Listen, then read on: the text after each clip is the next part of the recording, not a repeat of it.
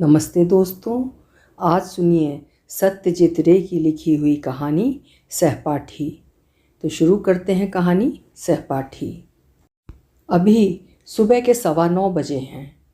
मोहित सरकार ने गले में टाई का फंदा डाला ही था कि उनकी पत्नी अरुणा कमरे में आई और बोली, तुम्हारा फ़ोन। अब अभी कौन फ़ोन कर सकता है भला? मोहित का ठीक 9:30 बजे दफ्तर जाने का नियम रहा है। अब घर से दफ्तर को निकलते वक्त तुम्हारा फ़ोन सुनकर स्वभावतः मोहित की त्योरियां चढ़ गईं। अरुणा ने बताया, वो कभी तुम्हारे साथ स्कूल में पढ़ता था। स्कूल में? अच्छा, नाम बताया? उसने कहा कि जय नाम बताने पर ही वो समझ जाएगा। मोहित सरकार ने कोई 30 साल पहले स्कूल छोड़ा होगा। उसकी क्लास में 40 लड़के रहे होंगे। अगर वो बड़े ध्यान से सोचे भी तो ज़्यादा से ज़्यादा 20 साथियों के नाम याद कर सकता है और इसके साथ उनका चेहरा भी। सौभाग्य से जय या जयदेव के नाम और चेहरे की याद अब भी उसे है, लेकिन वो क्लास के सबसे अच्छे लड़कों में एक था।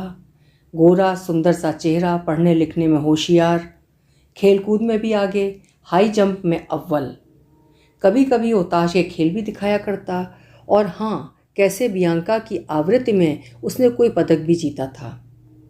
स्कूल से निकलने के बाद मोहित ने उसके बारे में कभी कोई खोज खबर नहीं ली, लेकिन आज इतने सालों के बाद अपनी दोस्ती के बावजूद और कभी अपने सहपाठी रहे इस आदमी के बारे में कोई खास लगाव महसूस नहीं कर रहा था। खैर, मोहित ने फ़ोन का रिसीवर पकड़ा। हेलो, कौन मोहित? मुझे पहचान रहे हो भाई? मैं वही तुम्हारा जयदेव बोस, बालीगंज स्कूल का सहपाठी। भाई, अब आवाज़ से तो पहचान नहीं रहा। हाँ, चेहरा ज़रूर याद है। बात क्या है? तुम तो अब बड़े अफसर हो गए हो भाई। मेरा नाम तुम्हें अब तक याद रहा, यही बहुत है। अरे अब ये सब छोड़ो, बताओ बात क्या है। बस यूँ ही थोड़ी ज़रूरत थी, एक बार मिलना चाहता हूँ तुमसे। कब? तुम जब कहो, लेकिन थोड़ी जल्दी हो तो अच्छा। तो फिर आज ही मिलो। मैं शाम को 6 बजे घर आ जाता हूँ, तुम 7 बजे आ सकोगे? क्यों नहीं, ज़रूर आऊँगा। अच्छा तो धन्यवाद, तभी सारी बातें होंगी। अभी हाल ही में खरीदी गई आसमानी रंग की कार में दफ्तर जाते हुए मोहित सरकार ने स्कूल में घटी कुछ घटनाओं को याद करने की कोशिश की। हेडमास्टर गिरीन्द्र सुर की पैनी नज़र और बेहद गंभीर स्वभाव के बावजूद स्कूली दिन भी सचमुच कैसी कैसी खुशियों से भरे दिन थे। मोहित खुद भी एक अच्छा विद्यार्थी था। शंकर, मोहित और जयदेव, इन तीनों में ही प्रतिद्वंदिता चलती रहती थी। पहले, दूसरे और तीसरे नंबर पर इन्हीं तीनों का बारी बारी कब्जा रहता। छठी से लेकर मोहित सरकार और जयदेव बोस एक साथ ही पढ़ते रहते थे। कई बार एक ही बेंच पर बैठकर पढ़ाई की थी। फुटबॉल में भी दोनों का बराबरी का स्थान था। मोहित राइट इन खिलाड़ी था तो जयदेव राइट आउट। तब मोहित को जान पड़ता था कि ये दोस्ती आज की नहीं, युगों की है। लेकिन स्कूल छोड़ने के बाद दोनों के रास्ते अलग अलग हो गए। मोहित के पिता एक रईस आदमी थे, कलकत्ता के नामी वकील। स्कूल की पढ़ाई ख़त्म करने के बाद मोहित का दाखिला एक अच्छे से कॉलेज में हो गया और यहाँ की पढ़ाई समाप्त हो जाने के बाद 2 साल बाद ही उसकी नियुक्ति एक बड़ी कारोबारी कंपनी के अफसर के रूप में हो गई। जयदेव किसी दूसरे शहर में किसी कॉलेज में भर्ती हो गया था। दरअसल उसके पिताजी की नौकरी बदली वाली थी। सबसे हैरानी की बात ये थी कि कॉलेज में जाने के बाद मोहित ने जयदेव की कमी को कभी महसूस नहीं किया। उसकी जगह कॉलेज के एक दूसरे दोस्त ने ले ली। बाद में वो दोस्त भी बदल गया जब कॉलेज जीवन भी पूरा हो जाने के बाद मोहित की नौकरी वाली ज़िंदगी शुरू हो गई। मोहित अपनी दफ्तरी दुनिया में 4 बड़े अफसरों में एक है और उसके सबसे अच्छे दोस्तों में उसका ही एक सहकर्मी है। स्कूल के साथियों में एक प्रज्ञान सेनगुप्त है, लेकिन स्कूल की यादों में प्रज्ञान की कोई जगह नहीं है। लेकिन जयदेव, जिसके साथ पिछले 30 सालों से मुलाकात तक नहीं हुई है, उसकी यादों ने अपनी काफ़ी जगह बना रखी है। मोहित ने उन पुरानी बातों को याद करते हुए इस बात की सच्चाई को बड़ी गहराई से महसूस किया। मोहित का दफ्तर सेंट्रल एवेन्यू में है, चौरंगी और सुरेंद्र बैनर्जी रोड के मोड़ पर पहुंचते ही गाड़ियों की भीड़, बसों के हॉर्न और धुएं से मोहित सरकार की यादों की दुनिया ढह गई और वो सामने खड़ी दुनिया के सामने था। अपनी कलाई घड़ी पर नज़र दौड़ाते ही वो समझ गया कि वो आज 3 मिनट देर से दफ्तर पहुंच रहा है। दफ्तर का काम निपटा कर मोहित जब ली रोड स्थित अपने घर पहुंचा तो बालीगंज गवर्नमेंट स्कूल के बारे में उसके मन में रत्ती भर याद नहीं बची थी। यहाँ तक कि वो सुबह टेलीफोन पर हुई बातों के बारे में भी भूल चुका था। उसे इस बात की याद तब आई जब उसका नौकर विपिन ड्राइंग रूम में आया और उसने उसके हाथों में एक पुर्जा थमाया। ये किसी लेखन पुस्तिका में से फाड़ा गया पन्ना था, मोड़ा हुआ।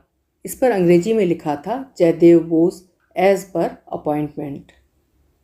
रेडियो पर बीबीसी से आ रही खबरों को सुनना बंद कर मोहित ने विपिन को कहा, उसे अंदर आने को कहो। लेकिन उसने दूसरे ही पल ये महसूस किया कि जय इतने दिनों बाद मुझसे मिलने आ रहा है, उसके नाश्ते के लिए कुछ मंगा लेना चाहिए था। दफ्तर से लौटते हुए पार्क स्ट्रीट से वो बड़े आराम से केक या पेस्ट्री वगैरह कुछ भी ला ही सकता था, लेकिन उसे जय के आने की बात याद ही नहीं रही। पता नहीं उसकी घरवाली ने इस बारे में कोई इंतज़ाम कर रखा है या नहीं। पहचान रहे हो? इस सवाल को सुनकर और इसके बोलने वाले की ओर देखकर मोहित सरकार की मनोदशा कुछ ऐसी हो गई कि बैठक वाले कमरे की सीढ़ी पार करने के बाद भी उसने नीचे की ओर एक कदम और बढ़ा दिया, जबकि वहाँ कोई सीढ़ी नहीं थी। कमरे की चौखट पार करने के बाद जो सज्जन अंदर दाखिल हुए थे, उन्होंने एक ढीली ढाली सूती पतलून पहन रखी थी, इसके ऊपर एक घटिया छापे वाली सूती कमीज। दोनों पर कभी इस्त्री की गई हो ऐसा नहीं जान पड़ा। कमीज की कॉलर से जो सूरज झांक रही थी, उसे देखकर मोहित अपनी याद में बसे जयदेव से उसका कोई तालमेल नहीं बिठा सका। आने वाले का चेहरा सूखा, गाल पिचके, आंखें धसी, देह का रंग धूप में तप तप कर काला पड़ गया था। इस चेहरे पर 3-4 दिनों की कच्ची पक्की मूछें उगी थीं। माथे के ऊपर एक मस्सा और कनपटियों पर बेतरतीब ढंग से फैले ढेर सारे पके हुए बाल। उस आदमी ने ये सवाल झूठी हंसी के साथ पूछा था। उसकी दांतों की कतार भी मोहित को दिख पड़ी। पान खा खा कर सड़ गए ऐसे दांतों के साथ हंसने वाले को सबसे पहले अपना मुंह हथेली से ढांप लेना चाहिए। काफ़ी बदल गया हूँ ना? बैठो। मोहित अब तक खड़ा था। सामने वाले सोफे पर उसके बैठ जाने के बाद मोहित भी अपनी जगह पर बैठ गया। मोहित के विद्यार्थी जीवन की तस्वीर उसके एल्बम में पड़ी है। उस तस्वीर में 14 साल के मोहित के साथ आज के मोहित को पहचान पाना बहुत मुश्किल नहीं है। तो फिर सामने बैठे जय को पहचान पाना इतना कठिन क्यों हो रहा है? सिर्फ 30 सालों में क्या चेहरे में इतने बदलाव आ जाते हैं? तुम्हें पहचान पाने में कोई मुश्किल नहीं हो रही है। रास्ते पर भी देख लेता तो पहचान जाता। भला आदमी आते ही शुरू हो गया था। दरअसल मुझ पर मुसीबतों का पहाड़ सा टूट पड़ा है। कॉलेज में ही था कि पिताजी गुजर गए। मैं पढ़ना लिखना छोड़कर नौकरी की तलाश में भटकता रहा और बाकी तुम्हें पता है ही। अच्छी किस्मत और सिफारिश ना हो तो आज के ज़माने में हम जैसे लोगों के लिए। चाय तो पियोगे? चाय? हाँ, लेकिन मोहित ने विपिन को बुलाकर चाय लाने को कहा। इसके साथ उसे ये सोचकर राहत मिली कि केक या मिठाई ना भी हो तो कोई ख़ास बात नहीं, इसके लिए बिस्कुट ही काफ़ी होगा। ओह, उस भले आदमी ने कहा, आज दिन भर न जाने कितनी पुरानी बातें याद करता रहा। तुम्हें क्या बताऊं? मोहित का भी कुछ समय ऐसे ही बीता है, लेकिन उसने ऐसा कुछ कहा नहीं। एलसीएम और जीसीएम की बातें याद हैं? मोहित को इस बारे में पता न था, लेकिन प्रसंग आते ही उसे याद आ गया। एलसीएम यानी पीटी मास्टर लालचंद मुखर्जी और जीसीएम यानी गणित के टीचर गोपेंद्र चंद्र मितिर। स्कूल में ही पानी की टंकी के पीछे हम दोनों को ज़बरदस्ती आसपास खड़ा कर बॉक्स कैमरे से किसी ने हमारी तस्वीर खींची थी, याद है? अपने होठों के कोनों पर एक मीठी मुस्कान चिपकाकर मोहित ने जता दिया कि उसे अच्छी तरह याद है। आश्चर्य, ये सब तो सच्ची बातें हैं, और अब भी अगर ये जयदेव ना हो तो इतनी बातों के बारे में इसे पता कैसे चला? स्कूली जीवन के वे 5 साल मेरे जीवन के सबसे अच्छे साल थे, आने वाले ने बताया, और फिर अफसोस जताया, वैसे दिन अब दोबारा कभी नहीं आएंगे भाई। लेकिन तुम तो लगभग मेरी ही उम्र के हो। मोहित इस बात को कहे बिना नहीं रह पाया। मैं तुमसे कोई 3-4 महीने छोटा ही हूँ। तो फिर तुम्हारी ये हालत कैसे हुई? तुम तो गंजे हो गए। परेशानी और तनाव के सिवा और क्या वजह होगी? आगंतुक ने बताया। हालांकि गंजापन तो हमारे परिवार में पहले से ही रहा है। मेरे बाप और दादा दोनों ही गंजे हो गए थे, सिर्फ 35 साल की उम्र में। मेरे गाल धंस गए हैं। हाड़ तोड़ मेहनत की वजह से, और ढंग का खाना कहाँ नसीब होता है। और तुम लोगों की तरह मेज कुर्सी पर बैठकर तो हम लोग काम नहीं करते। पिछले 7 साल से एक कारखाने में काम कर रहा हूँ। इसके बाद मेडिकल सेल्समैन के नाते इधर उधर की भागदौड़, बीमे की दलाली, इसकी दलाली उसकी दलाली। किसी एक काम में ठीक से जुटे रहना अपने नसीब में कहाँ। अपने ही जाल में फंसी मकड़ी की तरह इधर उधर घूमता रहता हूँ। कहते हैं ना, देह धरे का दंड। देखना है ये देह भी कहाँ तक साथ देती है। तुम तो मेरी हालत देख ही रहे हो। विपिन चाय ले आया था, चाय के साथ संदेश और समोसा भी। गनीमत है पत्नी ने इस बात का ख्याल रखा था। लेकिन अपने सहपाठी की इस टूटी फूटी तस्वीर देखकर वो क्या सोच रही होगी, इसका अंदाज़ा उसे नहीं हो पाया। तुम नहीं लोगे? आगंतुक ने पूछा। मोहित ने सिर हिलाकर कहा, नहीं, अभी अभी पी है। संदेश तो ले लो। नहीं, तुम शुरू तो करो। भले आदमी ने समोसा उठाकर मुंह में रखा और इसका एक टुकड़ा चबाते चबाते बोला, बेटे का इम्तिहान सिर पर है और मेरी परेशानी ये है मोहित भाई कि मैं उसके लिए फ़ीस के रुपए कहाँ से जुटाऊँ, कुछ समझ में नहीं आता। अब आगे कुछ कहने की ज़रूरत नहीं थी। मोहित समझ गया। इसके आने के पहले ही उसे समझ लेना चाहिए था कि माजरा क्या है। आर्थिक सहायता और इसके लिए प्रार्थना। आखिर ये कितनी रकम की मदद मांगेगा? अगर 20-25 रुपए दे देने पर भी पिंड छूट सके तो खुशकिस्मती ही होगी, और अगर ये मदद नहीं की गई तो ये बला टल जाएगी, ऐसा नहीं कहा जा सकता। पता है, मेरा बेटा बड़ा होशियार है। अगर उसे अभी ये मदद नहीं मिली तो उसकी पढ़ाई बीच में ही रुक जाएगी। मैं जब जब इस बारे में सोचता हूँ तो मेरी रातों की नींद हराम हो जाती है। प्लेट में दूसरा समोसा उड़ चुका था। मोहित ने मौका पाकर किशोर जयदेव के चेहरे से इस आगंतुक के चेहरे को मिलाकर देखा, और अब उसे पूरा यकीन हो गया कि उस बालक के साथ इस अधेड़ आदमी का कहीं कोई मेल नहीं। इसलिए कह रहा था कि चाय की चुस्की भरते आगंतुक ने आगे कहा, अगर तुम 100-150 रुपये अपने इस पुराने दोस्त को दे सको तो। Very sorry. क्या? मोहित ने मन ही मन ये सोच रखा था कि अगर बात रुपए पैसे पर आई तो एकदम ना कर देगा, लेकिन अब जाकर उसे लगा कि इतनी रुखाई से मना करने की ज़रूरत नहीं थी। इसीलिए अपनी गलती की मरम्मत करते हुए उसने बड़ी नरमी से कहा, सॉरी भाई, अभी मेरे पास कैश रुपए नहीं हैं। मैं कल आ सकता हूँ? मैं कलकत्ता के बाहर रहूँगा, 3 दिनों के बाद लौटूंगा। तुम रविवार को आ जाओ। रविवार को? आगंतुक थोड़ी देर चुप रहा। मोहित ने भी मन ही मन में कुछ ठान लिया था। ये वही जयदेव है, इसका कोई प्रमाण नहीं है। कलकत्ता के लोग एक दूसरे को ठगने के ही 1000 तरीके जान गए हैं। किसी के पास से 30 साल पहले के बालीगंज स्कूल की कुछ घटनाओं के बारे में जान लेना कोई मुश्किल काम नहीं था। वही सही। मैं रविवार को कितने बजे आ जाऊं? सवेरे सवेरे ही ठीक रहेगा। शुक्रवार को ईद की छुट्टी है। मोहित ने पहले से ही तय कर रखा है कि यह अपनी पत्नी के साथ बारुईपुर के एक मित्र के यहाँ उनके बागान बाड़ी में जाकर सप्ताहांत मनाएगा। वहाँ 2-3 दिन तक रुककर रविवार की रात को ही घर लौट पाएगा। इसलिए वो भला आदमी जब रविवार की सुबह घर पर आएगा तो मुझसे मिल ही नहीं पाएगा। इस बहाने की ज़रूरत नहीं पड़ती अगर मोहित ने 2 टूक शब्द में उसको ना कह दिया होता। लेकिन ऐसे भी लोग होते हैं जो एकदम ऐसा नहीं कह सकते। मोहित ऐसे ही स्वभाव का आदमी है। रविवार को उससे मुलाकात ना होने के बावजूद वो कोई दूसरा तरीका ढूंढ निकाले तो मोहित उससे भी बचने की कोशिश करेगा। शायद इसके बाद किसी दूसरी परेशानी का सामना करने की नौबत नहीं आएगी। आगंतुक ने आखिरी बार चाय की चुस्की ली और कप को नीचे रखा कि कमरे में एक और सज्जन आ गए। यह मोहित के अंतरंग मित्र थे, वाणीकांत सेन। 2 अन्य सज्जनों के भी आने की बात है। इसके बाद यही ताश का अड्डा जमेगा। उसने भले आगंतुक की तरफ शक की नज़रों से देखा। मोहित इसे भांप गया। आगंतुक के साथ अपने दोस्त का परिचय कराने की बात मोहित बुरी तरह टाल गया। अच्छा तो फिर मिलेंगे, अभी चलता हूँ, कहकर अजनबी आगंतुक उठ खड़ा हुआ। तू मुझ पर यह उपकार कर दे, मैं सचमुच तेरा ऋणी रहूँगा।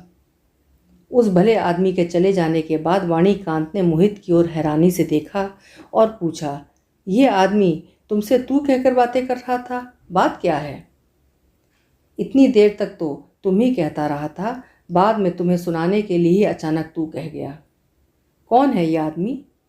मोहित कोई जवाब दिए बिना बुक शेल्फ की तरफ बढ़ गया और उस पर से एक पुराना फोटो एल्बम बाहर निकाल लाया। फिर इसका एक पन्ना उलटकर वाणीकांत के सामने बढ़ा दिया। ये तुम्हारे स्कूल का ग्रुप है शायद। हाँ, बोटोनिक्स में हम सब पिकनिक के लिए गए थे, मोहित ने बताया। ये पांचों कौन कौन हैं? मुझे नहीं पहचान रहे? रुको जरा देखने तो दो।